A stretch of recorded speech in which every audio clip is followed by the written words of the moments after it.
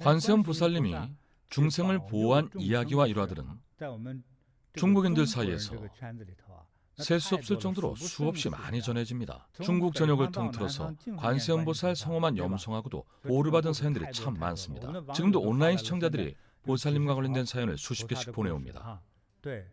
각진과 우리 법사가 관세음 보살님이 중생을 보호하신 사연을 소개해 주시겠습니까? 우리 법사. 제가 한 가지 이야기를 들려드리겠습니다. 제목은 꿈에서 찾은 보물입니다. 이 이야기는 중국 수촨성 청두에서 일어난 실화입니다. 한 할머니가 있었습니다. 평소 집에서 손자를 돌봤죠. 큰 마당에 있는 집에서 살았습니다. 손자의 이름은 출린이었죠. 할머니는 손자와 함께 마당에서 시간을 보내곤 했습니다. 하루는 집 앞에서 손자와 놀던 중 할머니가 갑자기 갈증이 나서 집으로 들어갔습니다. 잠깐이면 될 것이라고 생각해 손자는 데려오지 않고 문 앞에서 놀게 두었죠. 그런데 물을 마시고 나오자 문 앞에 있던 손자의 모습이 보이지 않았습니다. 할머니는 큰 소리로 손자의 이름을 외쳤습니다. 출린아, 출린아! 아무리 불러도 대답이 없었습니다. 황급히 온 동네를 돌며 손자를 찾았지만 손자는 흔적도 보이지 않았습니다. 할머니는 불안해했죠. 큰일이야, 손자를 잃어버리다니. 할머니는 급히 전화를 걸어 아들과 며느리를 집으로 불러서 함께 찾아다녔습니다. 그렇게 온 가족이 나서서 날이 어두워질 때까지 아이를 찾아다녔지만 아이는 그림자도 보이지 않았습니다. 며느리는 대성통곡을 했습니다. 아이고 내 새끼 어디 있니? 엄마는 어떻게 살라고? 네가 안 돌아오면 엄마 못 살아. 할머니는 무거운 죄책감에 며느리 옆에서 흐느낄 뿐이었죠. 다 내 잘못이다. 내가 노망이 들었지. 왜 물을 마실 때 아이를 데려가지 않았을까? 눈 깜짝할 새에 사라지다니 유괴범이라도 만나면 어떡하나. 그 당시에는 정말로 어린아이를 유괴해서 데려가는 유괴범들이 많았습니다. 가족들은 점점 무서운 생각이 들어 서로 부둥켜 안고 통곡했습니다. 그 후 수개월간 필사적으로 아이를 찾아다녔지만 아무런 소식도 흔적도 발견할 수 없었습니다. 며느리는 출근도 못한 채 집에서 눈물로 나를 지새웠습니다. 갈수록 초췌하고 말라갔죠. 할머니는 신앙의 힘으로 버텼습니다. 평소에도 늘 관세음 보살 성호를 염송했고 집안에 보살상을 모셨죠. 할머니는 자신의 실수로 인해 아이를 잃어버렸다는 죄책감에 매일 불보살님 앞에 머리를 조아려 절을 하면서 손자를 집으로 돌려보내달라고 간절히 빌고 또 빌었습니다. 다시 몇 개월이 지났습니다. 그날은 음력 6월 19일로 관세음 보살님의 성도일이었습니다. 할머니는 늘 하던 대로 절을 방문해 보살님께 향을 올렸습니다. 그날은 간절한 원 때문인지 유독 마음이 무거웠습니다. 할머니는 아침 일찍부터 평소보다 더 경건한 마음으로 공약물과 과일을 들고 절에 찾아가 보살님께 정성껏 향을 올렸습니다. 공약물을 다 바친 후에는 경건하게 무릎을 꿇고 보살님께 부디 신통력으로 손자를 찾아달라고 실말이라도 알려달라고 빌었습니다. 염송을 하던 할머니의 눈에 귀여운 손자의 얼굴이 또 아른거렸습니다. 할머니는 자신의 실수가 떠올라 마음이 북받쳤습니다. 괴로운 마음이 북받쳐 올랐습니다. 할머니는 목 놓아 엉엉 울기 시작했습니다. 한참을 울다 기력이 쇠진해 그만 쓰러지고 말았습니다. 마침 옆에서 향을 올리던 마음씨 착한 아가씨 2명이 할머니가 쓰러지는 것을 보고 얼른 할머니를 부축해 통풍이 잘 되는 곳으로 옮겼습니다.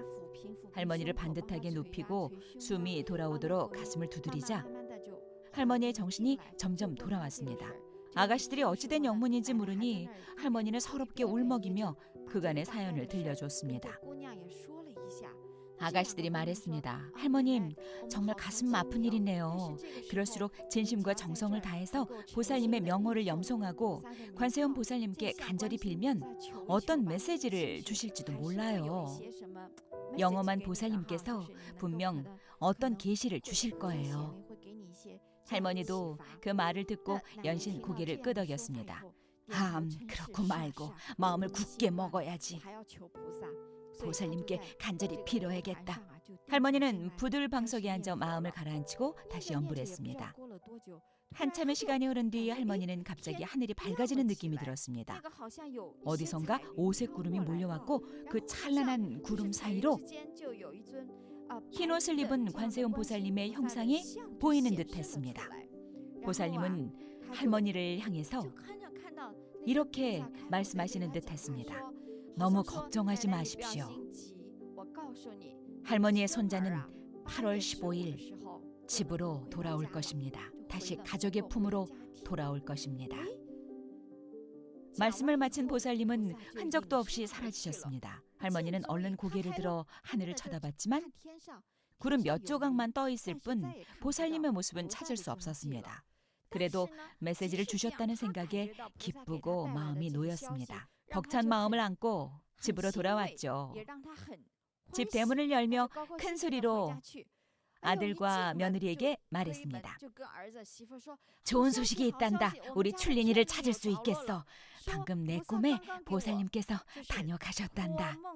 할머니는 연불할 때처럼 꿈을 꾸듯 말했습니다. 우리 손자 출린이가 지금 중국 광저우에 있다는데 추석이 되면 돌아올 수 있단다. 이런 영험한 소식을 듣고 아들이 말했습니다. 세상에 어머니, 정말 좋은 소식이네요. 이제 마음 놓으세요. 옆에 있던 며느리는 아무 말도 하지 않았습니다. 시어머니의 말을 다 믿을 수는 없었습니다. 하지만 시어머니가 평소 믿음이 신실했기 때문에 뭐라 말하기도 어려웠고 실제 어찌 될지는 모르는 일이니까 그저 옆에서 잠자코 듣기만 했죠. 결과는 확신할 수 없었지만 가족들은 모두 추석이 되기만을 손꼽아 기다렸습니다. 당시 가족들의 집 근처에는 화물차 기사인 장 씨가 살았습니다. 장 씨는 마침 광저우까지 화물을 배송하는 주문을 받았습니다. 하지만 이제 곧 추석 명절인데 청두에서 광저우까지 다녀오기는 내키지 않았죠. 반나절만 길이 막혀도 추석 연휴가 다 지나서야 집에 돌아올지도 모르니 영 내키지 않았습니다. 이번 화물 배송만큼은 정말 가고 싶지 않았습니다. 정말 가고 싶지 않았습니다. 하지만 어느 날 장 씨는 이상한 꿈을 꾸었습니다. 온몸에 금빛을 두른 보살님이 꿈에 나오셔서 말씀하셨습니다. 장 씨는 내 말을 들으라. 너는 어떤 보물과 큰 인연이 있다. 그 보물은 광저우에 있고 달 밝은 추석날 가족의 품으로 돌아올 것이다.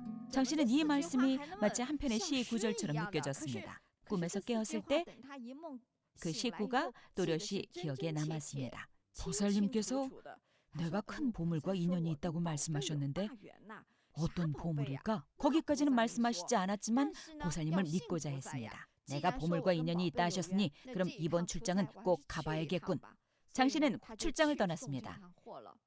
광저우에 도착해 화물을 건네고 고향으로 돌아오는 내내 보물과 연관된 일은 없었습니다. 장 씨는 크게 개의치 않았습니다. 그저 꿈이었을 뿐이라고 생각했죠. 어서 집에 돌아가 가족들과 추석 보낼 생각에 즐거울 뿐이었습니다. 그런데 돌아가는 길은 차가 몹시 막혔습니다. 가다가 멈추고 또 가다가 멈추는 상황이 계속됐습니다. 그렇게 한동안 꼼짝 못하고 있을 때 바로 옆길에 아이들이 모여 뛰어놀고 있었습니다. 장 씨는 길이 막혀 지루하던 차에 고개를 내밀고 아이들을 구경했습니다. 그중 한 아이의 얼굴이 어쩐지 익숙했습니다. 마당에서 잃어버렸다는 이웃집 출린이와 비슷한 얼굴이었죠. 장 씨는 아이의 얼굴을 뚫어져라 쳐다봤습니다. 아이를 정면으로 쳐다봤고 서로 눈이 마주쳤습니다. 장 씨 얼굴을 본 아이는 한눈에 그를 알아봤습니다. 아저씨, 저 출린이에요. 저를 집으로 데려가 주세요. 출린이 장 씨를 보며 말했습니다. 엄마, 아빠가 보고 싶어요. 저를 집으로 데려가 주세요. 장 씨는 서둘러 차에서 내렸습니다. 다행히 도로가 꽉 막힌 상태였습니다. 장 씨는 서둘러 차에서 내려 아이를 안아들고 조수석에 앉히고는 초조한 듯 중얼거렸습니다. 빨리 가자. 기라 막히지 마라. 왜 그랬을까요? 주변 사람들이 장 씨를 보고 유괴범인 줄 알고 쫓아올까 봐 겁이 났던 거죠. 다행히 꽉 막혔던 길이 조금씩 풀리기 시작했습니다. 모든 것이 순조로웠습니다. 방금까지 차들이 빼곡했던 좁은 길을 벗어나 큰 도로로 나오자 금세 길이 뚫렸습니다. 장 씨는 페달을 힘껏 밟고 도망치듯 차를 몰았습니다. 한참을 몰다 뒤를 돌아보니 다행히 뒤따라오는 차나 유괴범들은 없는 듯했습니다. 장 씨는 그제서야 숨을 돌렸습니다. 그렇게 숨을 돌린 후에야 출린에게 물었습니다. 출린아, 어쩌다 여기 오게 됐니? 저도 모르겠어요. 그날 집 앞에서 놀고 있는데 어떤 아저씨가 다가왔어요. 얼굴이 큰 외삼촌 같았어요. 저와 놀아주고 맛있는 것도 사주길래 큰 외삼촌을 따라갔죠. 그런데 나중에 알고 보니 큰 외삼촌이 아니었어요. 그 이후로는 저도 모르겠어요. 정신을 차려보니 여기였어요. 장 씨는 그 사람이 분명 유괴범일 거라고 생각했습니다.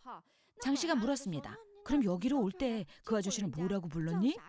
다른 것은 모르겠고 새아빠 새엄마 성이 왕씨라고 했어요.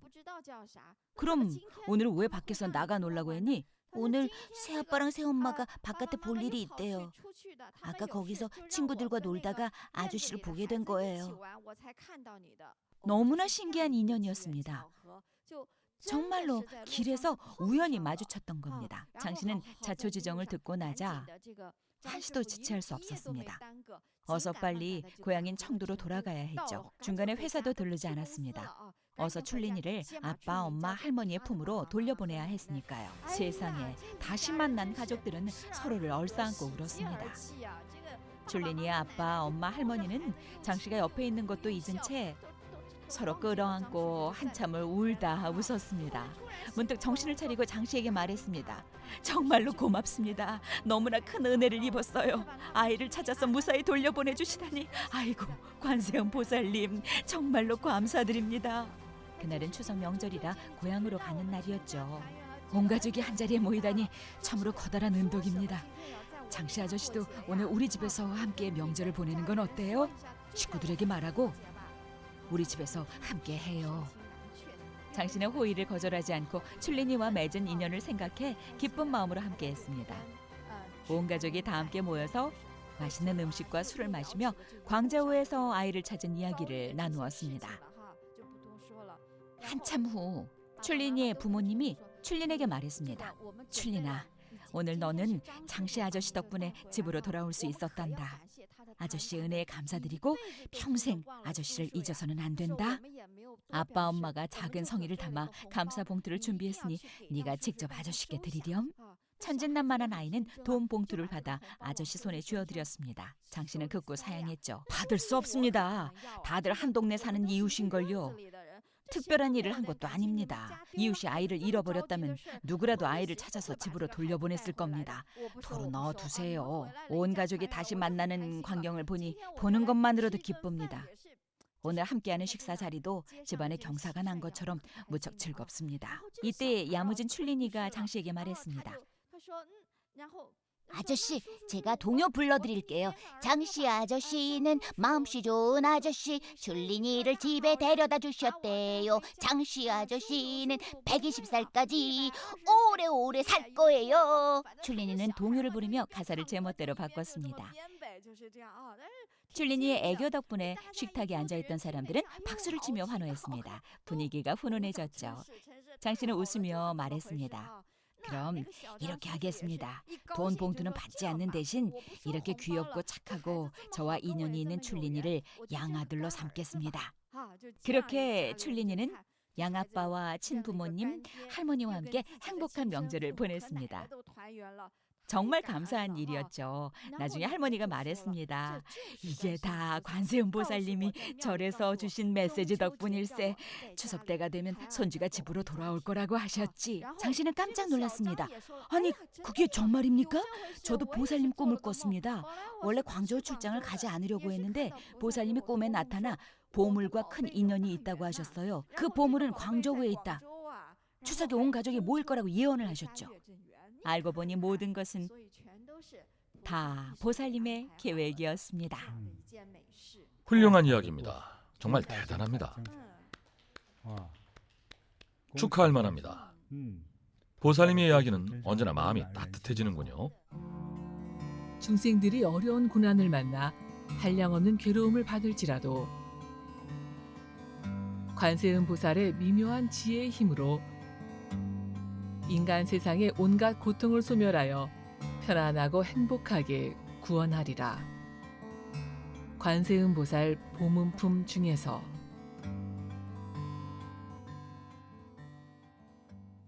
각신법사, 온라인 시청자들께서 직접 보살님의 도움을 받은 사연을 올리셨는데 다 좋은 이야기들입니다. 우선 보리선 수제자 재상님의 사연입니다. 보살님이 주신 망정수라는 제목까지 붙이셨네요. 그분은 집안의 줄곧 관세음보살 탕카를 모셔왔지만 전에는 보살님과의 소통을 시도해 본 적이 없었습니다. 그런데 몇 년 전 큰 이별의 시련을 겪고 나서 괴로움과 우울감에 빠졌습니다. 무려 한 달이나 지속됐죠. 제일 심각했을 때는 슬픔과 비참함이 밀려와 마치 무거운 산에 짓눌리고 거친 바다에 휩쓸리는 것처럼 너무 고통스러웠습니다. 그러다 인터넷에서 우연히 어떤 글을 읽게 됐습니다. 시련처럼 힘든 상황에 닥쳤을 때 관세음 보살님께 정성껏 기도하면 망정수를 내리시는데 시련의 아픔을 잊게 한다는 내용이었죠. 그분은 그날 밤 당장 탕카 앞에 정화수 한 그릇을 놓아두고 진심과 정성을 다해서 관세음 보살 성호를 염송했습니다. 관세음 보살님이 자신의 괴로운 마음을 풀어주시기를 간절히 바랐죠. 관세음 보살님이 정화수를 가피해 망정수로 바꿔주시기를 빌었습니다. 1시간쯤 염송을 하자 문득 관세음 보살님이 이미 가피하셨다는 생각이 들어서 정화수를 단숨에 마셔버린 뒤 지쳐서 잠에 빠졌습니다. 그날은 단잠에 푹 빠졌죠. 다음 날 아침 눈을 뜨자 기적이 일어났습니다. 몇 주 동안 계속된 부정적 감정 때문에 피로감은 여전했지만 마음은 전혀 괴롭지 않았습니다. 슬픔도 미련도 남아있지 않고 모든 감정이 지나가 버렸습니다. 순간 깊이 깨달았습니다. 관세음 보살님이 가피로 나를 보살피시지 않았다면 당시 마음이 썩어 문드러진 상태에서 이렇게 전사처럼 다시 우뚝 일어서지 못했을 거야. 보살님께 깊이 감사드렸습니다. 관세음 보살님이 중생을 고난에서 구하신 일화는 많이 들어봤지만 본인이 직접 체험한 것은 이번이 처음이었습니다. 관세음 보살님의 자비로운 제도에 감사드립니다. 망정수는 정말 존재합니다. 보살님께 감사드립니다. 아무래도 많은 분들이 망정수를 찾으실 것 같네요. 그래서 반드시 집안에 관세음 보살님을 모셔야 합니다. 탕카도 좋고 불상도 좋습니다. 정말 소원을 들어주십니다. 이번에는 관세음 보살님과 관련된 재미난 이야기를 들려드리겠습니다. 차오진님의 사연인데요. 저희 센터에 주회의 회원님께서 첫째는 아들을 낳으셨습니다. 그리고 둘째를 임신하셨죠. 그 부부는 딸을 원했습니다. 아들, 딸이 고루 있기를 바라셨죠. 임신 6개월 때 산부인과에서 사내 아이라고 했습니다. 둘째도 아들이었죠. 하지만 재미있는 것은 그 후 부부가 보살님께 기도하고 등 공양을 했더니 기적이 일어났습니다. 둘째를 낳고 보니 예쁜 따님이 나왔답니다. 정말 신기하네요. 박수를 보냅니다. 재밌는 일이군요. 딸을 바랐더니 딸이 나왔네요. 그러니까요. 정말 신기하죠. 불가사의한 일이군요. 실제 일어난 사연이 하나 더 있습니다. 보리 선수 회원이 겪은 일입니다. 그분은 베트남 화교인데 캐나다에 이민 왔습니다. 저희들에게 자신의 아버지에게 일어났던 일을 들려줬습니다. 그분의 아버지는 베트남에 있을 때 아주 유명한 의사였습니다. 한 진료소의 원장이었어요. 지금으로 치면 병원장이죠. 당시 아버님은 젊고 그분은 아직 어릴 때였습니다. 형제 자매는 4-5명이었고 어머니는 가정주부였죠. 화목한 가정이었습니다. 그러다 베트남 전쟁이 일어나서 북베트남과 남베트남으로 분열되고 두 진영이 전쟁을 시작했죠. 군인들도 부상을 입었습니다. 당장 군인의 목숨이 위태로운데 무슨 진영을 따지겠습니까? 전쟁에서 부상당한 군인은 곧바로 진료소로 이송됐습니다. 당시 그분의 아버지는 매우 인자한 의사였습니다. 진영을 따지지 않고 진료소로 이송된 위급 환자는 누구든 즉각 수술을 했고 많은 군인의 목숨을 살려냈습니다. 그런데 뜻밖에도 당시 집권 군부 세력이 어느 날 아버지를 잡아갔습니다. 무슨 죄명을 씌웠는지 아십니까? 죄목이 반란군 지원이었습니다. 반역 혐의가 있다는 뜻이죠. 그러니까 역적으로 몰렸던 겁니다. 왜 적군을 살렸느냐고 추궁했죠. 아버지는 억울함을 호소했습니다. 저는 의사입니다. 정치적으로 어느 한쪽을 지지하거나 배척한 적이 없습니다. 그저 의사로서 할 일을 했을 뿐입니다. 하지만 아무도 들어주지 않았죠. 즉결 심판에 넘겨져 7일 후 사형을 선고받았습니다. 게다가 노모와 가족들의 면회도 금지당한 채 사형수 감옥에 갇혔습니다. 가족들은 속수무책이었습니다. 평범한 가정주부인 어머니는 평생 이런 무서운 일을 겪어본 적이 없었습니다. 남편이 군인들에게 끌려간 뒤로 아무런 소식이 없자 집안이 발칵 뒤집어졌습니다. 매일 울음이 끊이지 않았지만 손 쓸 방법이 없었고 아버지의 상황도 알 길이 없었죠. 그때 아버지는 사형수 감옥에서 정말 필사적으로 온 힘을 다해서 관세음보살 성호를 염송했습니다. 나무 관세음보살님 제발 저를 구해주십시오. 나무 관세음보살님 부디 저를 구해주십시오. 하지만 야속하게도 시간은 흐르고 흘러서 7일째가 성큼 다가왔습니다. 그런데 마침 6일째가 되던 날 아버지 친구가 찾아왔습니다. 이 난리통에도 우연히 아버지 집을 방문했습니다. 시국이 어지러워서 아무도 밖에 나가거나 움직이지 않을 시기였죠. 그날은 아버지가 사형 판결을 받은 지 6일째 되는 날이었습니다. 가족들은 아버지가 사형 판결을 받은 사실도 몰랐습니다. 아버지가 잡혀갔다는 것을 모르고 있던 친구는 우연히 집을 방문했다가 전후 사정을 듣고 나서 너무 놀라 기절할 지경이었습니다. 그 성실하고 착한 친구가 반역자라니 뭔가 오해가 있는 게 분명했습니다. 친구는 이내 곧 노모를 위로했습니다. 걱정하지 마세요. 도와줄 사람을 찾아보겠습니다. 친구는 열심히 수소문해봤지만 어느 진영에 잡혀갔는지조차도 몰랐죠. 하지만 끈기가 남달랐던 친구는 모든 지인들을 찾아다니면서 하소연했습니다. 제 친구가 누명을 썼습니다. 친구가 지금 어디에 있는지 어떻게 됐는지 제발 좀 알아봐 주세요. 친구는 감옥 밖에서 열심히 아버지의 억울함을 호소하고 다녔습니다. 정부 관계자에게도 부탁하고 군부 관계자에게도 부탁했습니다. 친구는 양심적이고 훌륭한 의사입니다. 반란군의 목숨을 구했다지만 아군의 목숨도 구했습니다. 믿지 못하시겠지만 친구가 목숨을 살린 아군도 굉장히 많습니다. 친구는 계속해서 열심히 사람들을 설득했습니다.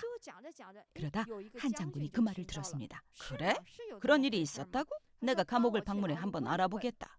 그날은 사형 선고 6일째 밤이었습니다. 사형 집행 바로 전날이었죠. 하지만 우연일 뿐이었습니다. 오늘 장군이 와서 물어보고 내일 바로 풀어줄 리는 없었죠. 결국 7일째 되는 날 아침 올 것이 오고야 말았습니다. 아침에 아버지 앞으로 마지막 식사가 나왔습니다. 죽기 전 사형수에게 대접하는 마지막 식사였습니다. 아버지는 큰 절망에 빠졌습니다. 지난 7일 내내 눈물을 흘리며 성호를 염송했었죠. 바깥에서 사람이 왔다 갔다 시끄러운 소리가 들렸습니다. 누군가 소리쳤습니다. 대체 무슨 일이야? 아버지는 분명 형장으로 데려갈 준비를 하는 소리라고 생각했죠. 그때 병사들의 목소리가 들렸습니다. 도대체 어떻게 된 거야? 차가 아직도 안 왔다고? 죄수를 압송하는 호송차는 원래 새벽 5시까지 오기로 되어 있었습니다. 형장으로 이동할 차량이었죠. 왜 아직도 차가 안 오는 거야? 빨리 가서 전화 걸어봐. 40-50년 전이라 휴대전화가 없던 시절이었습니다. 호송차를 그저 기다리는 중이었습니다. 그때 누군가 외쳤습니다. 원래대로 출발했답니다. 한낮까지 기다린 끝에 알고 보니 감옥으로 오던 도중 호송차가 고장으로 멈춰 섰고 정비사도 찾지 못해서 아침부터 차와 씨름을 하느라 12시까지 길에서 멈춰 있다가 겨우겨우 견인해 가느라 오후까지 미뤄진 겁니다. 결국 교도소장이 오늘은 집행하지 않고 내일로 미루겠다. 당시 사형은 아침에 해야 한다는 규칙이 있었나 봅니다. 이미 하루가 다 지났으니 죄수를 다시 감옥으로 돌려보냈습니다. 이렇게 공교롭게도 수명이 하루 연장됐습니다. 7일째가 되는 날 사형이 집행되지 않았죠. 호송차가 고장난 덕에 하루의 시간을 벌었습니다. 이 하루 사이에 아버지의 사연을 들은 장군이 감옥에 찾아왔습니다. 그 장군도 끈기 있고 유능한 사람이었죠. 재빨리 수감자 명단에서 아버지의 이름을 찾아낸 후에 자신이 직접 나서서 아버지의 무죄를 보증했습니다. 그는 의사다. 큰 죄목이 있는 것도 아니고 환자를 치료할 때 사람이나 정치적 입장을 가리지 않았을 뿐이다. 그는 정부나 국가를 배신한 적이 없다. 의사가 해야 할 일을 했을 뿐이고 우리 아군의 목숨도 구했다. 장군은 직접 서명하고 아버지를 석방시켰습니다. 정말 아찔했던 순간 구사일생으로 살아난 셈이죠. 반나절만 늦었더라면 사형은 이미 집행됐을지도 모릅니다.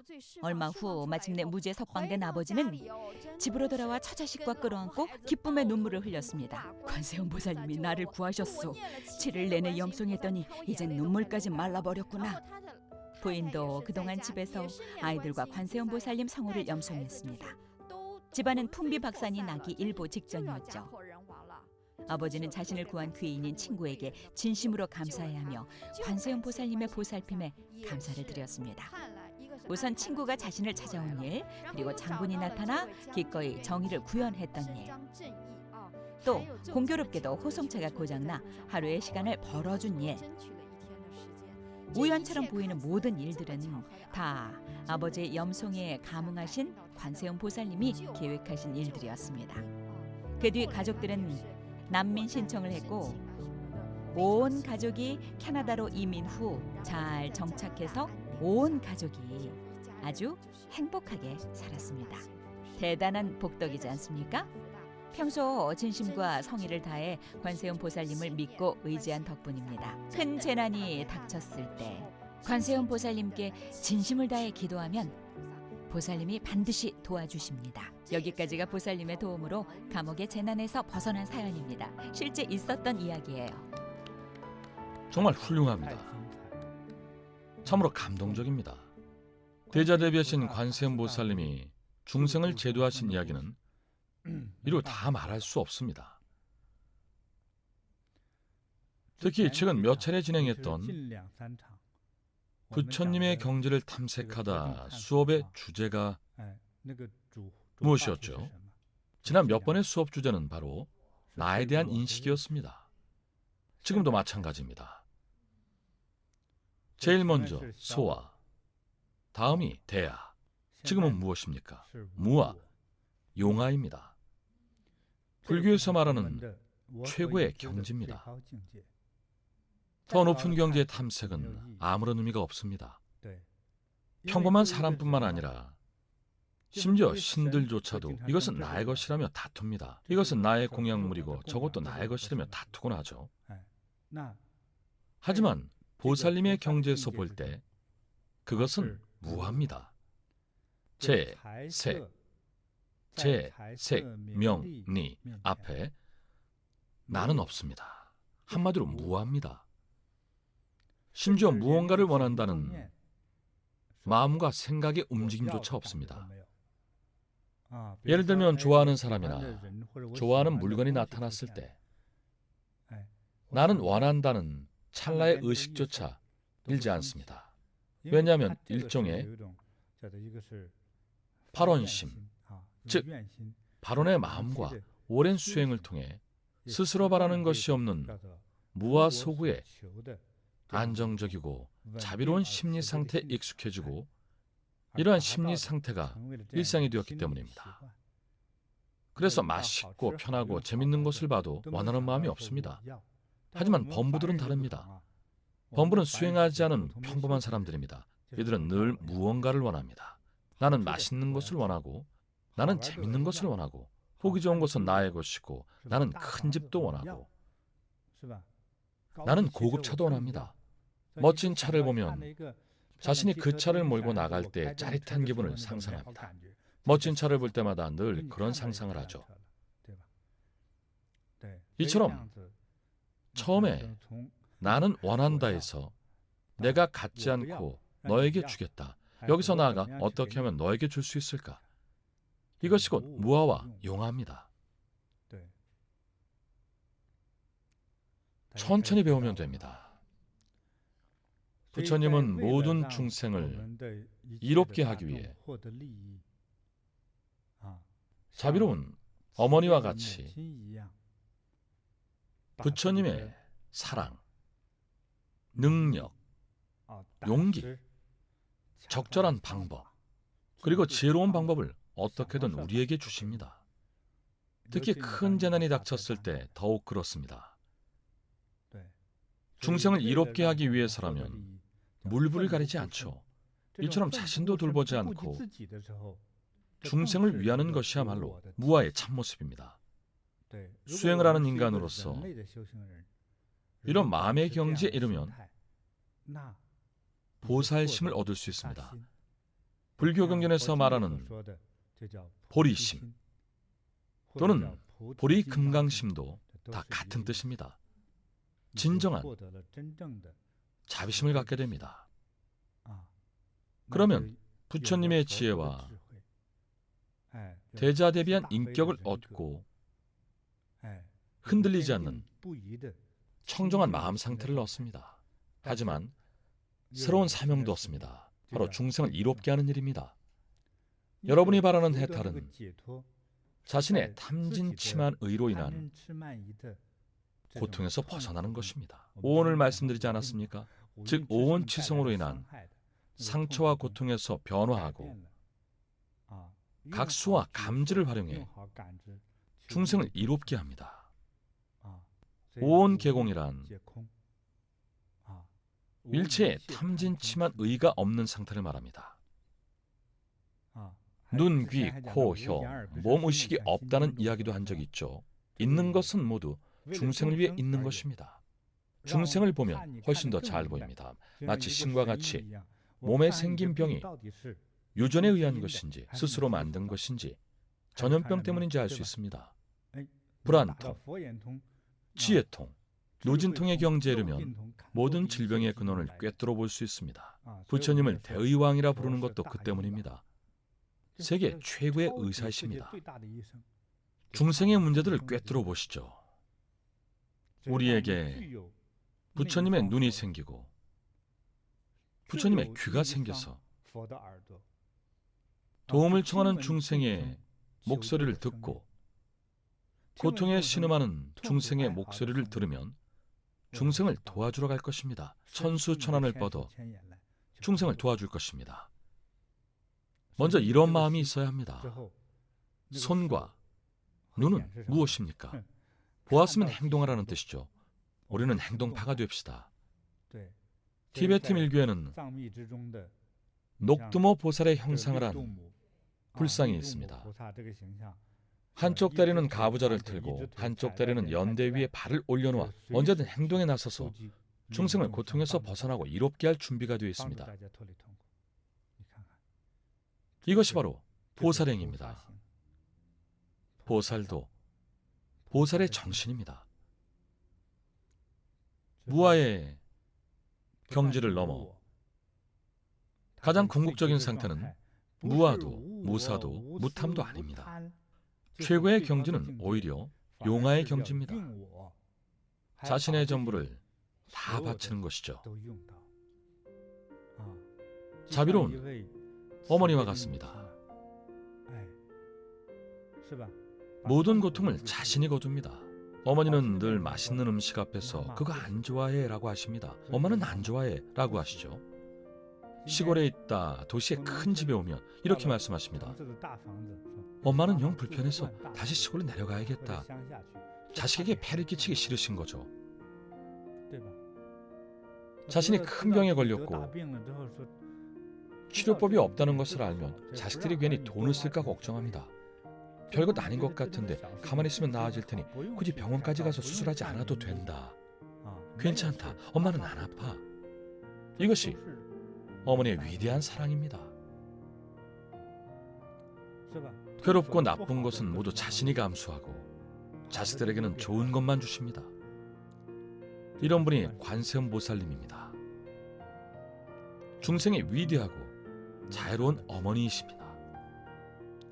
오늘의 교훈을 잘 활용하시기 바라며 관세음보살님에 대한 진정한 공경심도 생겼기를 바랍니다.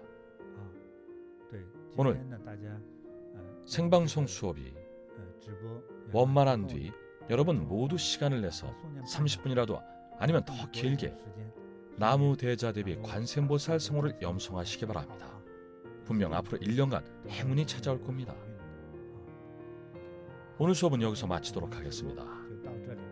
여러분의 건강 장수를 기원합니다. 불광이 두루 비추기를 기원합니다. 버피가 충만하길 기원합니다. 온 가족의 행복을 기원합니다. 또 뵙겠습니다.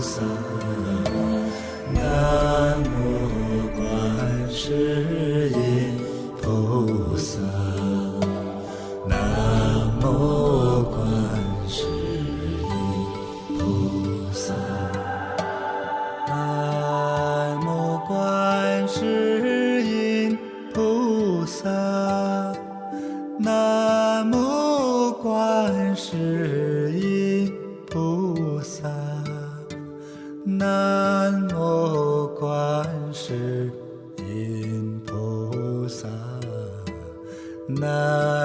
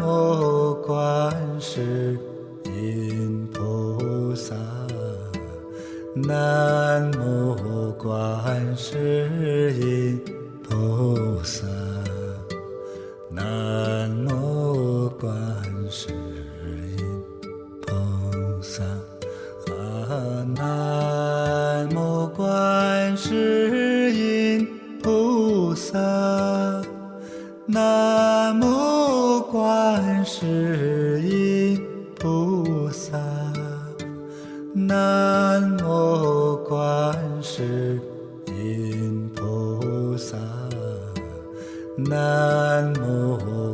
观世音菩萨，南无观世音菩萨，南无观世音菩萨，南无观世音菩萨，南无观世音菩萨，南无观世音菩萨，南无观世音菩萨，南无观世音菩萨，南无观世音